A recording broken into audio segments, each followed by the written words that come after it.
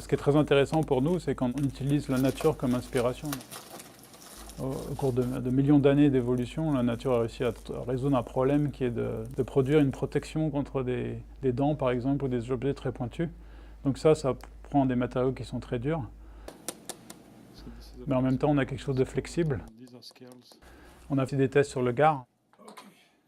Donc pour nous, ce qui est très intéressant, c'est de regarder plus en détail et puis regarder comment la taille des plaques, la géométrie des plaques, l'interaction entre les plaques, comment ce que la nature a trouvé comme solution. Et là, ce qui devient très intéressant pour nous, c'est de mettre ces solutions-là dans des gants flexibles, par exemple, pour des protections industrielles, et qui sont à beaucoup plus haute performance.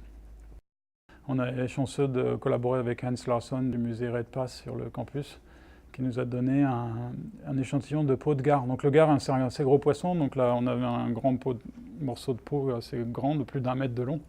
Et puis on a fait plein de tests, et puis c'est tout ce qui reste maintenant de la peau. Donc c'est pour vous dire que le nombre de tests qu'on a fait sur ces écailles. Oui, ce qu'on a ici, c'est une tour d'impact. Donc en fait, l'idée, c'est qu'on a une masse qui va tomber librement, et à la masse, on a une pointe qui est attachée. Donc la pointe, en fait, va venir à une certaine vélocité, une certaine vitesse, entre 1 et 10 mètres par seconde, et va venir sur le gant, en fait. Et ce qu'on va mesurer, c'est combien de force est-ce que ça prend, combien d'énergie est-ce que ça prend pour traverser le gant avec cette aiguille.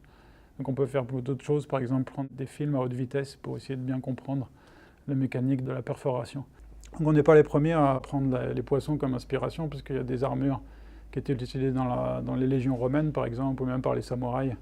Mais je crois qu'avec les outils modernes qu'on a dans notre laboratoire, des modèles numériques, des modèles de fracture que les Romains n'avaient pas il y a 2000 ans, on peut aller un pas plus loin et puis avoir vraiment des systèmes qui sont optimisés pour offrir une plus haute protection pour les travailleurs au niveau industriel qui risquent de se blesser aux mains, par exemple.